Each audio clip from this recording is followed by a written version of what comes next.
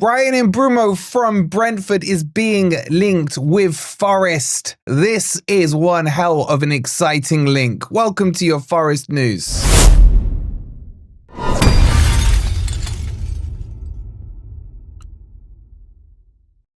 Good morning, good evening, or good night. Hope you guys are doing well and welcome to your latest Forest news. Coming up in today's video, we'll talk to you about the link with the Brentford right winger.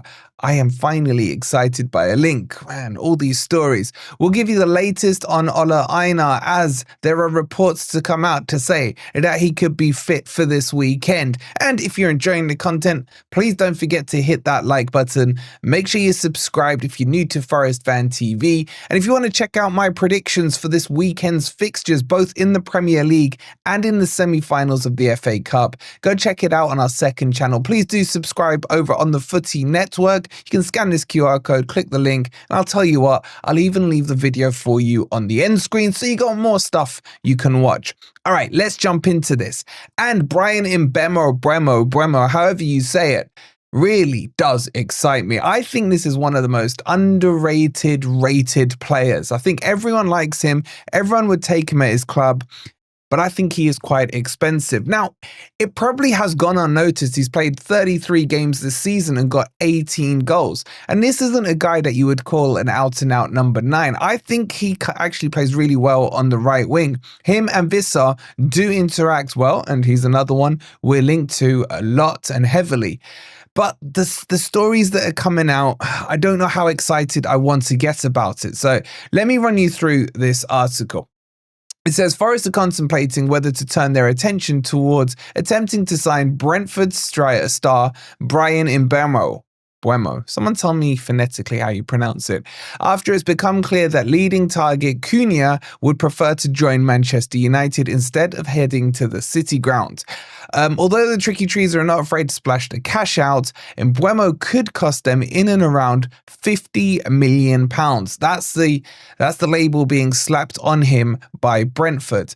Now, there's a lot of kind of stuff within this article. I've kind of picked out the main headlines of it. But there's certain things that sound massive alarm bells in me. People are still linking Forest to Cunha. Now, we told you in January when you had all the mainstream outlets coming out saying that Forest were about to make a record bid to try and get him out of Wolves in January. He's their number one target, etc.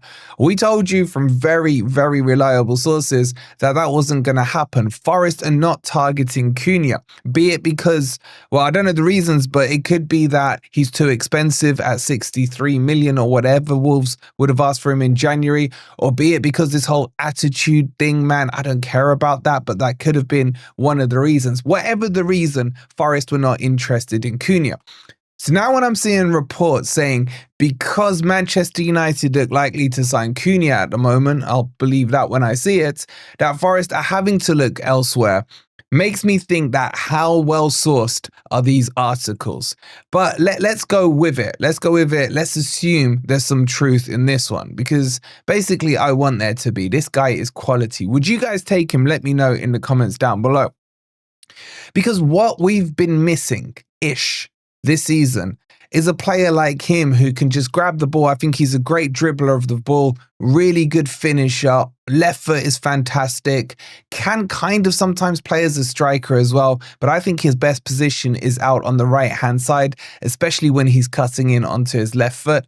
And he is an excellent penalty taker as well, in my opinion. Probably one of the best ones in the league. In fact, I can't remember him missing too many penalties this season. Now, it's not just goals he's brought. He's had 18, as I said, this season, but there's also been 6 assists was in there, 16 chances created. I think he's top in Brentford's order when it comes to that. There's so much to like about him. He's 25 years old. I think he's just about to turn 26 in the next month or two. So again, of a good age. And internationally, he's played for France as a kid, and then he obviously changed his allegiances to Cameroon. Now that does spring a massive, massive red flag for me, because it's another AFCON year coming up next season. But I don't think, look, if we were to get Mbeumo, or however you say his name, tell me in the comments, I think I can be happy to miss out for him for a couple of weeks on AFCON, because AFCON's more towards Christmas this time. So maybe it doesn't drag out as long as it did, last year. So I think it's well worth it. Now, Brentford only paid 5.8 million from him. So they made some great business, and they're looking to get 9 to 10 times fold in terms of return on their investment. Is 50 million too much for him? I don't think it is. If I'm being honest, I don't think it is. And the reason I say that is, if you look at what Newcastle were willing to pay for Elanga at the start of last season, they were offering somewhere between 40 and 50 million. And I actually think Mbeumo is a better player than Elanga. I'm not saying I don't think Elanga's good. I'm just saying the goals he provides as well is just additionally more to what Elanga does. And I think football IQ wise, he is top notch as well. I would be happy to take him for 50 million. Now, I don't think it would cost 50 million. I think he doesn't have too long left on his contract, a year or two max left. And the kind of story at the moment is that Brentford have made their peace that they're going to lose both him and Vissa this summer. And Forest have definitely shown an interest in Vissa. Now, if Forest could get Vissa and him, that could be quite interesting. Or maybe a Mateta from Crystal Palace as well. These are all names that Forest have been linked with. But let's see how this story develops. This is kind of just broken in the last few hours, so I wanted to bring it to you. Again, I can't tell you how true or not it is. I haven't heard anything myself to confirm it. And as always, we're still not in the transfer window, although you are starting to see some deals getting close to being over the line, because agents and clubs will be talking throughout the year. It doesn't just mean you can only talk in a window. So get your thoughts in on Mbeumo down below. And let's move on and talk about Aina. All right, let's move on and talk about Ola Aina, as there are reports coming out from Nigeria that Aina will be fit to face Manchester City in this Sunday's clash in the FA Cup semi-final. And there are reports, I'll read it to you, a little bit of it, and then I'll tell you how true or not it is. So Super Eagles defender Aina could return to action for Forest in time for their FA Cup clash against Manchester City. 3 weeks ago, Aina was forced off the pitch in the first half in the 1-0 win over Manchester United. It was confirmed that he had suffered a calf injury, and that's kept him out of action since then. He's missed the Tricky Trees' last 3 games against Villa, Everton and Tottenham. Heading into the game against Spurs on Monday, Nuno said, giving an inkling that Super Eagles star was close to making his return. However, he did not make the matchday squad. And now, according to Premier League injury experts, Aina could be back in time to make the game for Forest against Manchester City. So a lot of that, what they're saying, is actually true. So I got told, and I told you guys about it, that Aina was meant to be out for 6 weeks, but if they couldn't give him certain injections, football manager style and what have you, under doctor supervision and care, then there was a very good chance that 6 weeks could turn into 3. And this report is kind of marrying up with what I got told.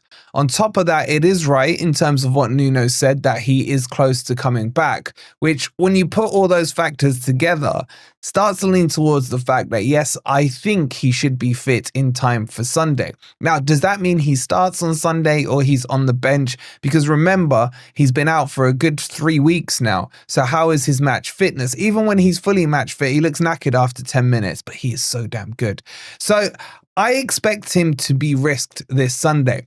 I just start to get the feeling that Nuno really does care about this FA Cup, and the idea of getting to Wembley really highly appeals to him. Even when you look at his quotes from last season, when he first came in, he was talking about how much he loves the FA Cup, he loves the tradition of it, etc. So I think Nuno has this quite high on the priority list. I wouldn't be surprised to see Aina start, but at the same time you wonder, does that come with the risk? Does that come with the risk that if he does play against Manchester City, could he be risking the rest of the season and maybe he can get through 90 minutes there and have an issue? And don't forget, the problem with this is, and we'll break this fully down in the preview, by the way, there will be a Grumpy Old Reds tonight looking ahead to the Man City game. But you got to remember that Nico Williams is suspended, so is Ryan Yates as well. So Forest are very short as it stands on fullback. So you're looking at potentially Tuffalo coming in at left back or Alex Moreno, and then Ola Aina if they can get him kind of, stapled up together and out on the pitch. And I think that's what they're going to have to do, because the other alternative to this is probably to play Alex Moreno on the right-hand side, and then not Nico Williams, I wish, and then play Harry Tuffalo. Now, I thought Harry Tuffalo had a very good game in our win against Spurs, but how is his recovery? How's his match time fitness and all this stuff? There's a lot of question marks. I think if Nuno can get this over the line, and maybe there's like a 10% risk to Ola Aina getting injured, I think they might take it. But would you guys take the risk on Aina if he is not fully fit and potentially could injure himself going into the rest of the season? Or do you just think, you know what, let's risk it and see what happens and deal with those consequences after the match? Because this is a great opportunity to get to that FA Cup final. Get your thoughts in on that down below. And that brings you up to date with your latest Forest news. Looking forward to reading all of your comments down below. Please make sure you've hit the like button as well. And if you still want some more content, I'll leave it on the end screen for you. Go check out my predictions for the games happening in the Premier League this week and in the FA Cup. We'll see you later on tonight on Grumpy Old Reds, kicking off at about 8 p.m. Thank you for watching. Come on, you Reds.